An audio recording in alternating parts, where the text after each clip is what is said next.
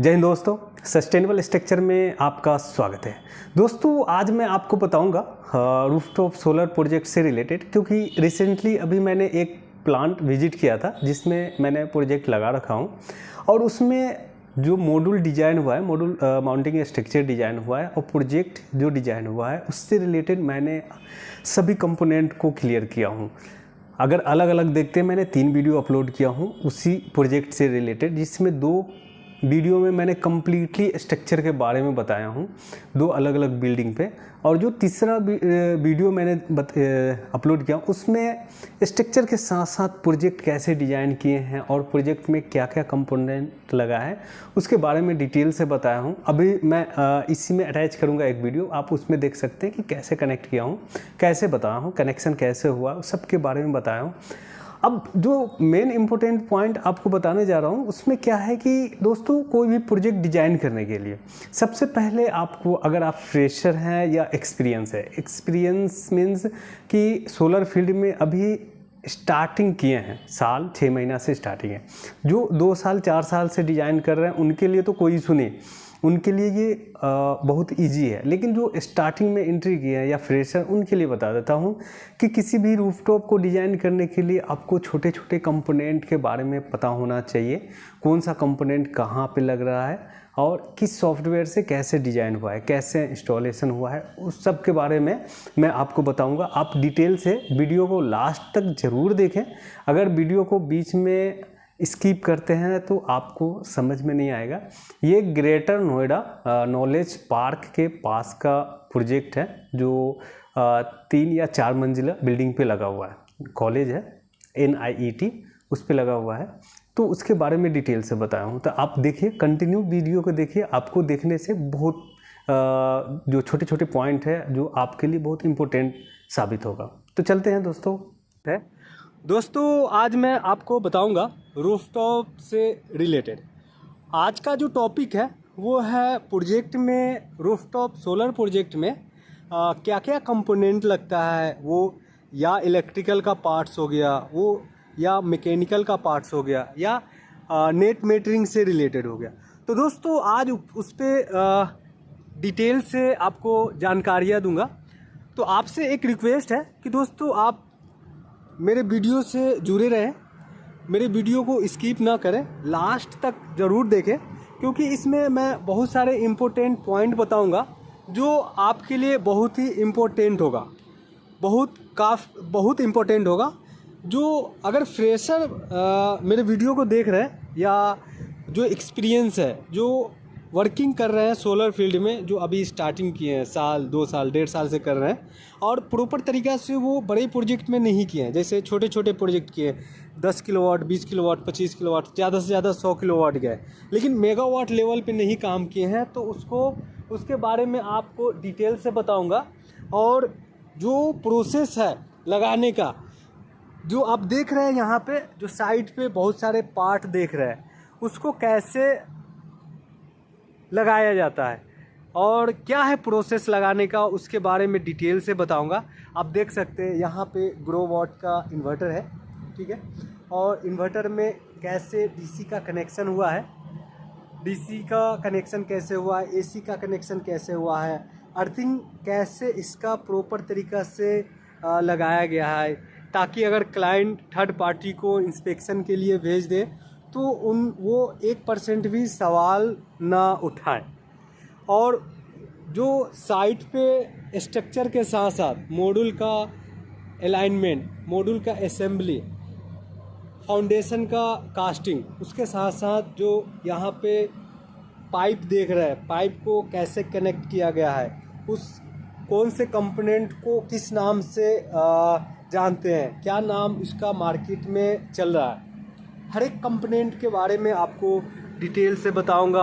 उसके साथ साथ DC जो मॉड्यूल टू मॉड्यूल कनेक्ट कर रहा है, मॉड्यूल में यहाँ पे मॉड्यूल देख रहे हैं, बाइफेशियल मॉड्यूल है, और जो वायर का कनेक्शन है, DC का कनेक्शन है, वो कैसे किया गया है, AC का कनेक्शन कैसे किया गया है, उसके बारे में डिटेल से बताऊँगा। आप देख सकते हैं यहाँ पे मेगावाट का प्रोजेक्ट है, अलग अलग बिल्डिंग पे अलग अलग इन्वर्टर लगाया गया है। यहाँ पे जो इन्वर्टर है, इन्वर्टर का जो साइज़ है वो आपको डिटेल से बताऊंगा कि इन्वर्टर का साइज़ क्या है। जो उसमें केबल यूज हुआ है वो केबल का जो डायमेंशन उसका जो स्क्वायर एमएम में आता है। जो केबल होता है एसी केबल या डीसी केबल जो आता है वो स्क्वायर एमएम में आता है। तो वो स्क्वायर एमएम में आता है तो उसको कैसे कंसीडर किया जाता है, कैसे डिसाइड किया जाता है कि इतने स्क्वायर एमएम का डीसी केबल यूज हो रहा है या इतने स्क्वायर एमएम का एसी केबल यूज हो रहा है। तो उसके बारे में आपको डिटेल से बताऊंगा आज, इसी पे मेरा डिस्कशन रहेगा। स्टेप बाय स्टेप बताऊंगा डिटेल से। डिटेल जैसे अभी जस्ट मैंने एक वीडियो बनाया वो भी अपलोड करूंगा, उस वीडियो को देख सकते हैं। उसमें मैंने केवल स्ट्रक्चर के बारे में बताया हूँ, डिटेल से बताया हूँ कि ये कंपोनेंट लग रहा है, ये ग्रेड है, ये डिटेल से उसमें बताऊँ। काफ़ी लंबा वीडियो चला गया है, 30-32 मिनट का गया है, लेकिन इस वीडियो में मैं सभी पार्ट के बारे में बताऊँगा। स्ट्रक्चर के बारे में बताऊंगा कि स्ट्रक्चर का क्या है क्राइटेरिया, क्या जो प्रोसेस है लगाने का या उसका सेक्शन कैसे डिसाइड हुआ है वो थोड़ा सा इसमें भी बताऊंगा। उसके बाद इलेक्ट्रिकल का पार्ट बताऊंगा। तो सबसे पहले आते हैं स्ट्रक्चर के बारे में बताता हूँ कि सबसे पहले मेरा जो स्टार्ट होता है स्ट्रक्चर से होता है, फाउंडेशन से। मैं सिंपल से लैंग्वेज में बताऊँगा जो आपको समझ में आ जाएगा। यहाँ पे देख सकते हैं, यहाँ पे फाउंडेशन है, 500 बाई 500 का फाउंडेशन है, और जो बेस प्लेट है, कॉलम है और राफ्टर है। बेस प्लेट यहाँ पे देख रहे हैं 150 mm का है, 150 अप्रोक्स 150 का mm है, और जो फाउंडेशन का विड्थ है वो भी 500 अप्रोक्स है। तो यहाँ पे देख सकते हैं base plate 150 by 150 5 mm thickness में है, 4 जे बोल्ट के साथ कनेक्ट है, और स्टिफनर 3 ई स्टिफनर यूज किया गया जो 5 mm थिकनेस में है। और जो कॉलम है, बैक कॉलम और फ्रंट कॉलम, ये 80-40-15 2 mm का लिप चैनल है जो प्रॉपर हॉट डिप किया गया है। उसके साथ साथ आपको एक चीज़ और बता देता हूँ, जो ब्रेसिंग है राफ्टर टू कॉलम कनेक्ट हुआ है वो ब्रेसिंग 40-40 3 mm का है। राफ्टर भी यहाँ पे 80-40-15 2 mm का है, फ्रंट कॉलम भी 80-40-15 2 का है। लेकिन पर्लिन में आते हैं, पर्लिन यहाँ पे देखेंगे तो पर्लिन भी 80-40-15 2 है। एल क्लीट चेंज है, एल क्लीट 80-80। ये तो डबल पोर्ट्रेट का हो गया। इसमें जो मटेरियल का ग्रेड है वो 350 मेगा पास्कल है, और जो हॉट डिप का, अगर हॉट डिप देखते हैं जिनका कोटिंग किया गया है वो है 80 माइक्रोन। अब आते हैं सेम ट्रिपल पोर्ट्रेट में। आप ट्रिपल पोर्ट्रेट देख सकते हैं, एक column module, 2 module, 3 module. Triple portrait में क्या होता है दोस्तों, यहाँ पे सेम कंपोनेंट है। जो कंपोनेंट मैंने डबल पोर्ट्रेट में यूज किया हूँ वही कंपोनेंट मैंने ट्रिपल पोर्ट्रेट में यूज किया हूँ, लेकिन यहाँ पे एक चेंज है थोड़ा सा। कॉलम का जो सेक्शन देखेंगे वो चेंज है। यहाँ पे मैंने अभी तक जितने राफ्टर, पर्लिन और कॉलम यूज किया था डबल पोर्ट्रेट में, यहाँ भी राफ्टर, कॉलम, पर्लिन है, लेकिन जो कॉलम का सेक्शन है वो है 100-40-15 2। आप देख सकते हैं यहाँ पे, अगर मैं ले जाता हूँ, ये जो आप देख रहे हैं, ये देख रहे हैं, ये 15 mm लीप है। ये देख रहे हैं, ये फ्लेंज कहलाता है। फ्लेंज ये जो है ये 40 mm है। ये देख रहे हैं, ये वेब है, ये जो है वो 100 mm है, ठीक है।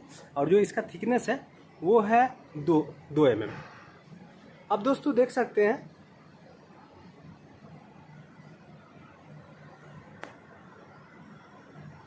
यहाँ पे देख रहे हैं कि यहाँ पे इन्होंने जो स्ट्रक्चर असेंबल किए हैं प्रॉपर तरीक़ा से असेंबल है।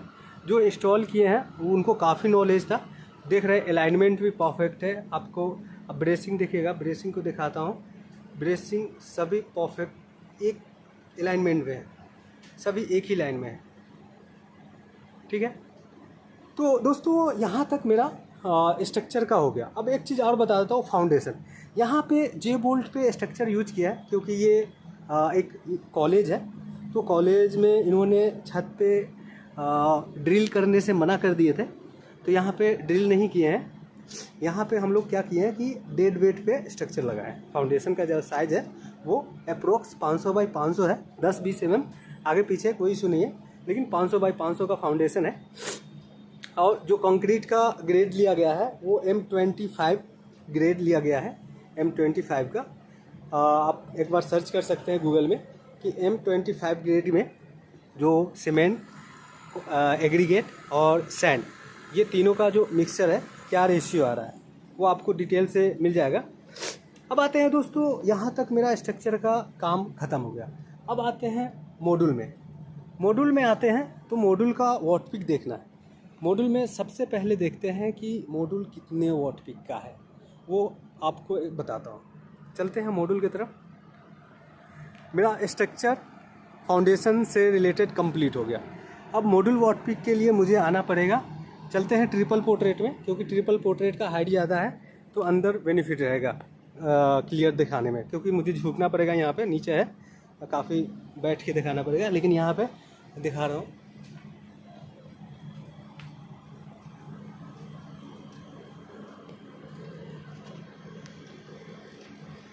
आप देख सकते हैं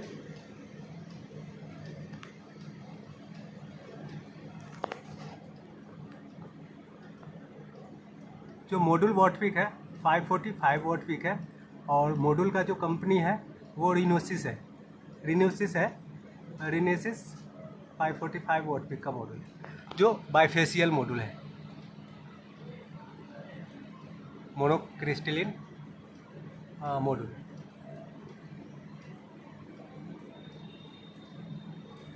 जो इसका वेट अगर देखते हैं, इसका जो अप्रोक्स वेट आ रहा है वो 28.7 किलोग्राम है। एक मॉड्यूल का जो वेट है वो 28 kg है। एक चीज़ आपको बता देता हूँ कि बाइफेशियल मॉड्यूल में एक इन्होंने ये चेंज कर दिए हैं कि पहले जितने भी 335 वॉट पीक का मॉड्यूल आता था तो उसमें उन्होंने जो केबल का, ये डीसी केबल है, ये जो देख रहे हैं ये डीसी केबल है। एक नेगेटिव होता है, एक पॉजिटिव होता है, एक ये है और एक ये है। तो पहले जो 335 वॉट पीक, 340 या 440 वॉट पीक के मॉड्यूल में ये क्या करते थे, या तो मॉड्यूल के बॉटम पॉइंट में, स्टार्टिंग पॉइंट में या लास्ट पॉइंट में ये देते थे इसका डीसी का कनेक्शन। उससे क्या होता था कि जैसे मान लीजिए कि मैंने यहीं से कनेक्शन कर दिया, जैसे ये स्टार्टिंग पॉइंट, तब मैं यहीं से कनेक्शन कर दिया। लेकिन अब क्या किया है इन्होंने, सेंटर पॉइंट में दे दिया। और पहले जो डीसी का लेंथ रहता था, या नेगेटिव या पॉजिटिव, उसका 1200 mm का लेंथ रहता था, 4 फीट लेंथ में। अब इन्होंने क्या किया है, 1 फीट लेंथ कर दिया है, 300 mm का वाइड का लेंथ कर दिया। आप देख सकते हैं यहीं तक इसका कनेक्शन है। ये 300 से भी कम ही लग रहा है मुझे। एक बार इसका डेटा शीट देखना पड़ेगा कि लेंथ जो डीसी का है वो कितना है। इसमें तो नहीं दे रखा है।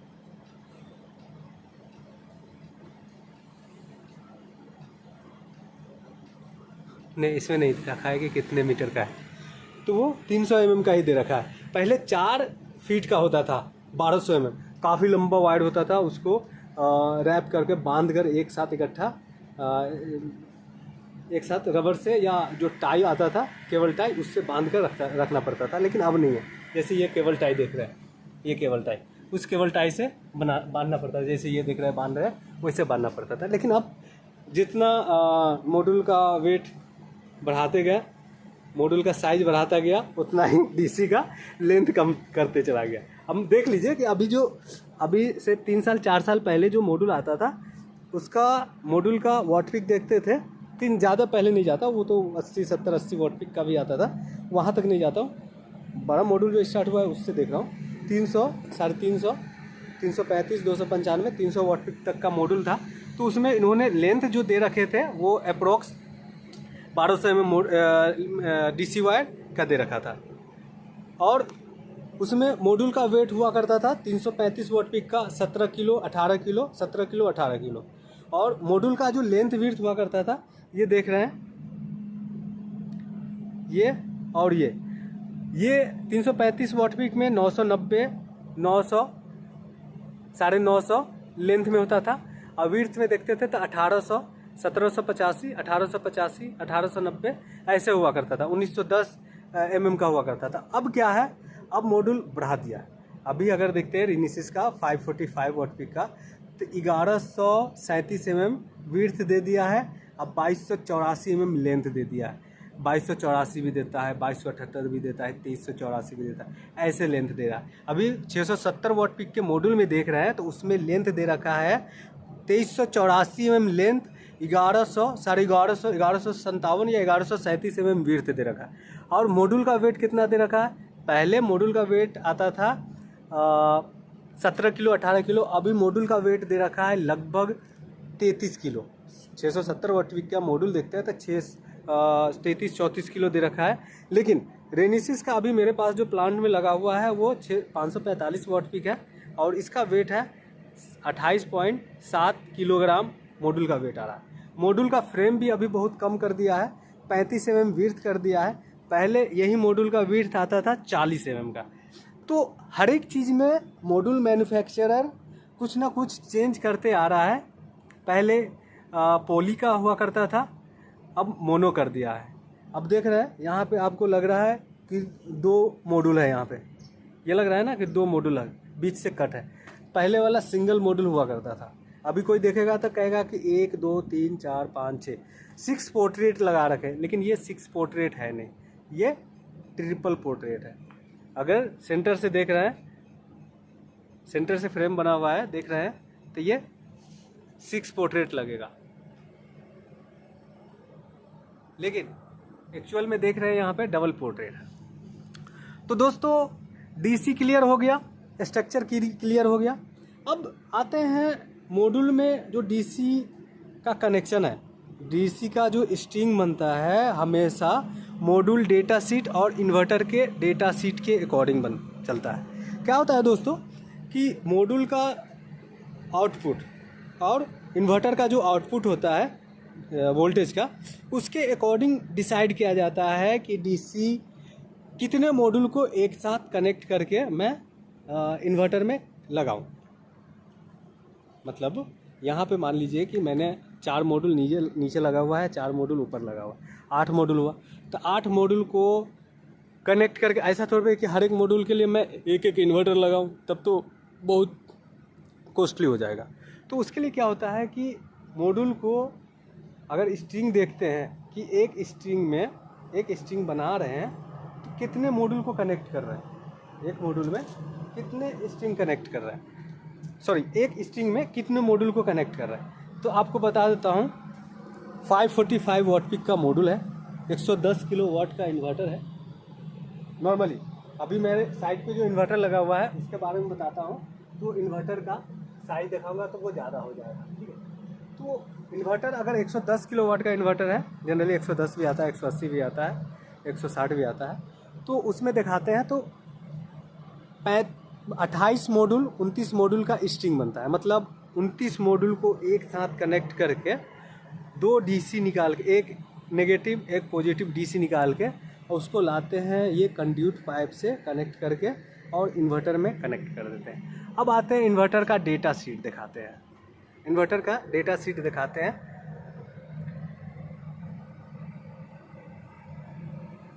मॉडल नेम देख रहे हैं, मैक्स 100 KTL3XLV। मैक्सिमम जो वोल्टेज है मॉड्यूल का वो 1100 DC है और पीवी वोल्टेज रेंज जो है 180 से 1000 DC है। नॉमिनल इनपुट वोल्टेज है 600 DC है और पीवी ISC 400 DC है। मैक्सिमम इनपुट करंट 32 DC है। मैक्सिमम आउटपुट करंट,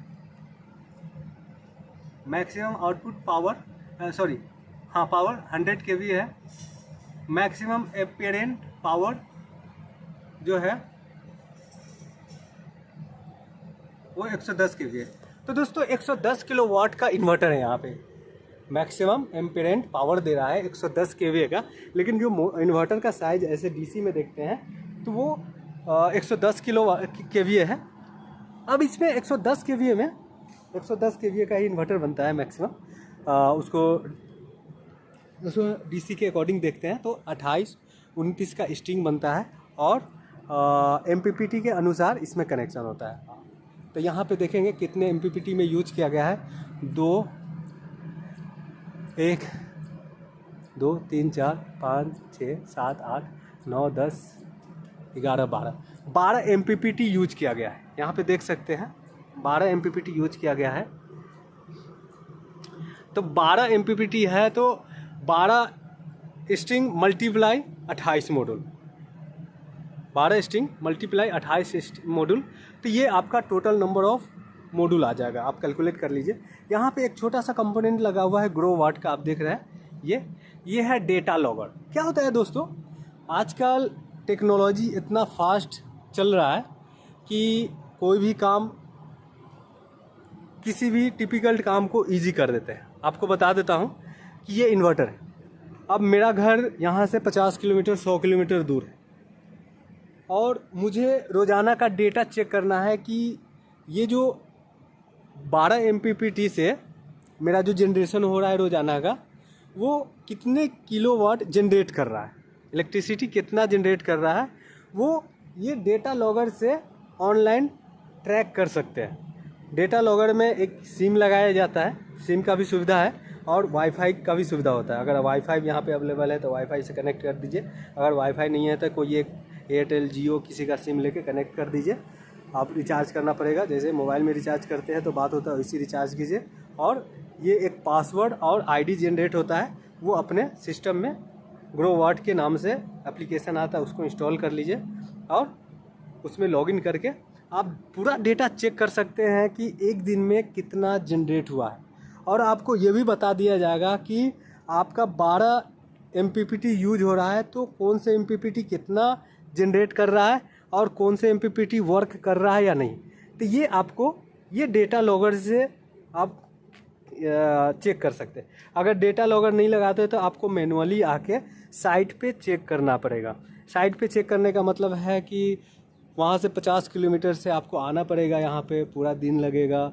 चेक कीजिए, चेक करके इन्वर्टर चेक कीजिए, मॉड्यूल चेक कीजिए और सब आपको इन्फॉर्मेशन मिलेगा। लेकिन अभी टेक्नोलॉजी इतना फास्ट चल रहा है कि आपको यहाँ आने का कोई ज़रूरी नहीं, आप रहिए घर पे, घर से ही आप पूरा डेटा चेक करते रहिए। ये एक बढ़िया है इन्वर्टर, अभी ये फैसिलिटी दे रहा है। मैंने डेल्टा में 2021 में लगाया था, 20 में लगाया था, तो उस समय डेटा चेक करते थे। अभी 24 चल रहा है तो हर एक इन्वर्टर अब डेटा लॉगर लगा रहा है। तो दोस्तों ये डीसी का कैलकुलेशन बता दिया हूँ कि एक स्ट्रिंग में लगभग आपका 28 मॉड्यूल लगेगा। तो 12 गुने 28 मॉड्यूल कर देंगे तो ये टोटल नंबर ऑफ मॉड्यूल आ जाएगा 12 3 36, 300 से 60 से नीचे ही आपका मॉड्यूल आएगा। 360 माइनस 24 कर देंगे तो 336 मॉड्यूल का आपका ये प्लांट है। एक इन्वर्टर है, 336 मॉड्यूल लग रहा है। अब दोस्तों आते हैं ये डीसी का कैलकुलेशन। डीसी में क्या होता है, एक पैरेलल होता है, एक सीरीज होता है। तो यहाँ पे क्या होता है कि एक मॉड्यूल से एक नेगेटिव, दूसरे मॉड्यूल का ये पॉजिटिव, ये दोनों को कनेक्ट किया है। देखिए क्या होता है, मॉड्यूल का स्ट्रिंग कनेक्टिविटी क्या होता है, सिंपल से लैंग्वेज में बताता हूँ। मान लीजिए कि यहाँ पे मॉड्यूल बहुत सारे लगा हुआ है, लेकिन मुझे कंसिडर करना है कि जैसे 28 का स्ट्रिंग बनाया हूँ तो आपको बता देता हूँ 14 का ये पूरा रो मान लेता हूँ। ऐसे तो मॉड्यूल बहुत सारे लगा हुआ है, मान लेता हूँ कि ये 14 का रो नीचे है, 14 का रो ऊपर है, 28। तो क्या करेंगे, इन्होंने सेंटर में दे रखे हैं, ठीक है, सेंटर में कनेक्टिविटी दे रखे हैं। तो क्या कीजिए, एक आप जैसे आपको बता देता हूँ सिंपल से लैंग्वेज में, अगर आप फ्रेशर हैं, एक्सपीरियंस पर्सन है तो उनको काफ़ी नॉलेज है, वो तो पता है उनको क्योंकि वो खिलाड़ी हैं इसमें, लेकिन जो फ्रेशर है उनके लिए इम्पोर्टेंट है। तो आपको बता देता हूँ कि ये डीसी देखिए इन्होंने क्या किया है, ये डीसी यहीं पे रहने दिया है। जो मैं बता रहा हूँ वही प्रोसेस बताऊँगा। देखिए वो डीसी वहीं पे छोड़ रखे हैं, ठीक है, वो डीसी वहीं पे छोड़ रखे हैं। और क्या किए हैं, एक पॉजिटिव रन दिए हैं, यहाँ से पॉजिटिव ले लिया, वो दूसरे मॉड्यूल से नेगेटिव लेके और ये लाके यहाँ पे कनेक्ट कर दिए। अब रह गया सवाल इधर का मॉड्यूल, क्या किया है इन्होंने, ये मॉड्यूल यहाँ कनेक्ट कर दिए हैं, नेगेटिव पॉजिटिव कनेक्ट कर दिए हैं, फिर नेगेटिव पॉजिटिव, पॉजिटिव नेगेटिव, फिर नेगेटिव पॉजिटिव, फिर नेगेटिव पॉजिटिव, पॉजिटिव नेगेटिव करते चला गया है और 14 मॉड्यूल तक लाया है। यहाँ पे दिखा देता हूँ,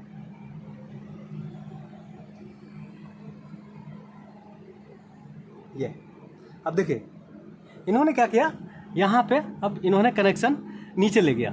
और नीचे से ले जाके लास्ट में ले जाके उसको कनेक्ट करेगा इन्वर्टर से। तो यहाँ एक निगेटिव और वहाँ एक पॉजिटिव, वो दोनों को कनेक्शन एक साथ लेके, ऐसा नहीं है कि हर एक मॉड्यूल से कनेक्शन देंगे, नहीं, आप लास्ट मॉड्यूल से भी कर सकते हैं। पहले क्या था, पहले मॉड्यूल डीसी केबल का लेंथ ज़्यादा हुआ करता था, तो क्या करते थे, वो मॉड्यूल से ये मॉड्यूल को कनेक्ट कर देते थे, फर्स्ट मॉड्यूल और सेकेंड मॉड्यूल। अब तो इतना छोटा मॉड्यूल दे दिया है ये स्ट्रिंग कि वहाँ तक तो ले जाना दूर की बात है, ये इसी से एक स्ट्रिंग बना के एक एक्स्ट्रा केबल देना पड़ता है। पहले एक्स्ट्रा केबल नहीं देना पड़ता था, एक दूसरे से कनेक्ट करते करते ले जाके दे देते थे, कनेक्ट कर देते, केवल स्टार्टिंग पॉइंट में, वहाँ पे जो स्टार्टिंग पॉइंट है वहीं पे कनेक्ट करते थे। अब दोस्तों एक चीज़ और बता देता हूँ, मेरा डीसी का भी काम कंप्लीट हो गया। अब डीसी केबल अगर इसको देखते हैं, इसका जो डीसी केबल खुद का लगा हुआ है 6 स्क्वायर mm का लगा हुआ है, 6 स्क्वायर mm का डीसी केबल लगा हुआ है। क्लियर नहीं आ रहा है, नहीं तो मैं दिखा देता हूँ आपको, 6 स्क्वायर mm का ही होता है। तो ये 6 स्क्वायर mm का होता है। अब इसमें इन्होंने क्या किए हैं कि 6 स्क्वायर mm का तो मॉड्यूल दिया है, इन्होंने भी 4 स्क्वायर mm और 6 स्क्वायर mm का डीसी केबल चूज करते हैं। मैं एक डीसी केबल वेस्टेज जो है वो दिखा देता हूँ। डीसी केबल का जो डिटेल कैसे चेक करेंगे वो आपको बता देता हूँ।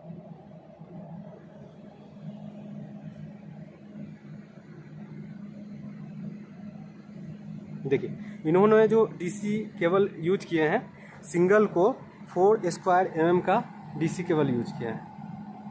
अगर आपको एक मिनट,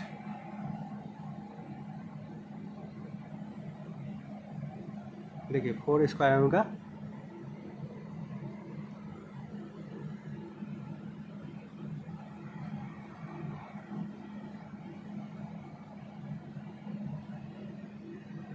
आपको दिखा देता हूँ कि कैसे उन्होंने 4 स्क्वायर mm का डीसी केबल यूज किया है।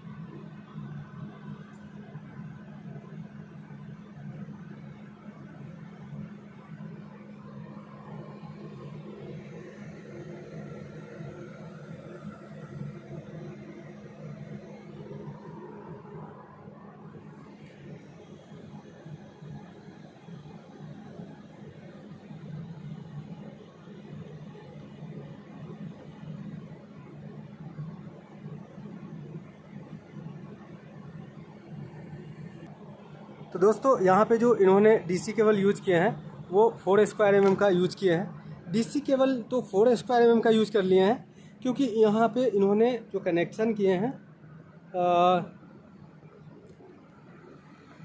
6 स्क्वायर mm केवल मॉड्यूल का है, और इन्होंने जो इंस्टॉल किया है वो 4 स्क्वायर mm का है। अगर यहाँ पे जो कनेक्टर है, डीसी कनेक्टर, अगर मल्टीपल कनेक्टर रहता तो वहाँ पे 6 स्क्वायर mm का लेके चलते हैं। यहाँ पे सिंगल डीसी कनेक्टर है तो इसीलिए 4 स्क्वायर mm का यूज किया है। अब दोस्तों डीसी तक क्लियर हो गया। अब आते हैं यहाँ पे जो छोटे छोटे कंपोनेंट होते हैं ये, और एक चीज़ और देखेंगे, यहाँ पे इन्वर्ट जो स्ट्रिप जा रहा है, ये स्ट्रिप का क्या काम है, ये स्ट्रिप का क्या काम है। और स्ट्रक्चर में भी देखे होंगे कि स्ट्रिप यूज किया गया है, स्ट्रक्चर में भी स्ट्रिप यूज किया गया है। अभी शायद यहाँ पे वर्किंग नहीं है, यहाँ पे हो रखा है, ये देख रहे हैं। तो दोस्तों ये जो स्ट्रिप यूज किया गया है ये क्या है, ये स्ट्रक्चर को कनेक्ट क्यों किया गया है, तो आपको बता देता हूँ कि सोलर में 3 अर्थिंग होता है। एक इन्वर्टर के लिए जो डीसी होता है वो अर्थिंग होता है, दूसरा स्ट्रक्चर का अर्थिंग होता है, तीसरा एलए का अर्थिंग होता है। डीसी में देखेंगे तो डीसी में स्ट्रक्चर और मॉड्यूल का अर्थिंग एक साथ दे देते हैं। एसी का देखते हैं तो इन्वर्टर का जो अर्थिंग है वो दे देते हैं। तीसरा एलए का, एलए यहाँ पे अभी नहीं लगा है, वर्किंग चल रहा है। एलए देख लेता हूँ एक बार, अगर साउथ की तरफ जनरली जहाँ पे स्पेस ओपन है वहाँ लगाता है, अभी एलए नहीं लगा है, तो एलए लगेगा तो उसके बारे में बता दूंगा। अब आते हैं दोस्तों ये अर्थिंग क्यों यूज किया होता है। सोलर में क्या होता है कि सोलर में अर्थिंग बहुत ज़रूरी है। अगर स्ट्रक्चर या मॉड्यूल का अर्थिंग नहीं देते हैं या इन्वर्टर का अर्थिंग नहीं देते हैं तो इन्वर्टर वर्किंग नहीं करेगा प्रॉपर। इन्वर्टर वर्किंग नहीं करेगा। तो एक क्राइटेरिया है जो इन्वर्टर अर्थिंग होना ज़रूरी है। ये इलेक्ट्रिकल का पार्ट है, इलेक्ट्रिकल के पार्ट में जाएंगे तो बहुत टाइम लग जाएगा, लेकिन अर्थिंग 3 होता है, DC, AC और LA। लाइटिंग अरेस्टर का जो अर्थिंग होता है वो सेपरेट होता है, वो किसी से कनेक्शन नहीं होता। भैया वो कह रहा है कि मुझे दूर दूर तक कोई टच नहीं करे लाइटिंग अरेस्टर, ठीक है। लेकिन जो DC का अर्थिंग होता है मॉड्यूल और स्ट्रक्चर का, वो आप कंबाइंड एक साथ कर सकते हैं। और जो AC होता है इन्वर्टर का, वो अलग आपको देना पड़ेगा, उसका अर्थिंग अलग होना चाहिए, ठीक है। तो ये अर्थिंग हो गया। अब आते हैं दोस्तों 2-3 चीज़ और आपको बताता हूँ कि इसमें जो लोकल चीज़ है, जैसे कंड्यूट पाइप। तो ये कंड्यूट पाइप फिक्स नहीं है, ये इलेक्ट्रिकल के अनुसार नहीं कैलकुलेट करते हैं। ये कैलकुलेट हमेशा करते हैं आपका जो प्रोजेक्ट साइज़ है। मान लीजिए कि मैंने एक इन्वर्टर लगाया हो 100 किलोवाट में, और दूर तक प्रोजेक्ट है और सभी DC केबल एक ही साथ लाना है, तब आप 4 inch 3 inch 4 inch 3 inch 2 inch का पाइप यूज कर सकते हैं। वो वायर पे डिपेंड करता है। अगर DC केबल के लिए ले रहे हैं तो 3 इंच काफ़ी है, सफिशिएंट है। और हर एक देख रहे हैं 1-1 मीटर पे जो कनेक्ट कर रखा है, ये जो सैडल होता है, इसे सैडल बोलते हैं, जो SDS से कनेक्ट किया गया है छत में। इससे क्या होगा कि अंदर ही DC वायर रहेगा, कोई दिक्कत नहीं होता। AC वायर में अब आते हैं दोस्तों, यहाँ पे AC वायर है, ये देख रहे हैं। यहाँ तक तो अभी तक मेरा जो आया है ये DC वायर है, ठीक है। मॉड्यूल का पूरा कनेक्शन DC वायर होके आ गया है, इन्वर्टर में कनेक्ट हो गया। अब आते हैं दोस्तों, ये इन्वर्टर में तो आ गया DC। अब इन्वर्टर ने क्या किया, इन्वर्टर ने DC को कन्वर्ट किया, किसमें, AC में। AC में कन्वर्ट करके आउटपुट इन्होंने ये वायर से दे दिया। ये वायर देख रहे हैं, ये जो वायर देख रहे हैं, ये AC आउटपुट है, सॉरी AC, हाँ AC आउटपुट। DC इनपुट इन किया और AC आउट हुआ। AC यहाँ से आउट हो गया, ये नीचे किया, यहाँ इनका जो LT पैनल होगा वहाँ जाके कनेक्ट हो जाएगा। अब दोस्तों एक चीज़ बता देता हूँ कि AC का जो स्क्वायर mm देखते हैं, कितने स्क्वायर mm का AC है, 3.5 कोर है, ठीक है। 3.5 कोर है। और अगर इसका ये थोड़ा सा कटा हुआ है, नहीं नज़र आ रहा है,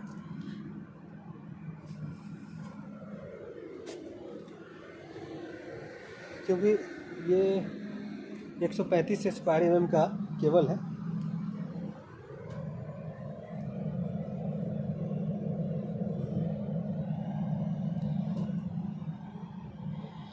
पोली कैप का है, ये 3.5 कोर है, 95 स्क्वायर mm का केबल है। क्योंकि मैं जो बता रहा हूँ वो इलेक्ट्रिकल कंबाइंड बता रहा हूँ। हाँ, 135 स्क्वायर mm जो आउटपुट निकला होगा वो इनके LT पैनल से निकला होगा, क्योंकि LT पैनल में 95 स्क्वायर mm का मल्टीपल केबल गया होगा। तो दोस्तों ये यहाँ तक हो गया। अब आते हैं LT पैनल में, ये कनेक्शन किया LT पैनल से, उसके बाद ये चला जाता है जहाँ पे इनको यूज करना है, जो भी चीज़ चलाना है घर पे, AC, फ्रिज, कूलर, TV, जो भी चार्जिंग वगैरह, लाइट वगैरह जितना है वो सब चालू करना है, वो LT पैनल के बात कर सकते हैं।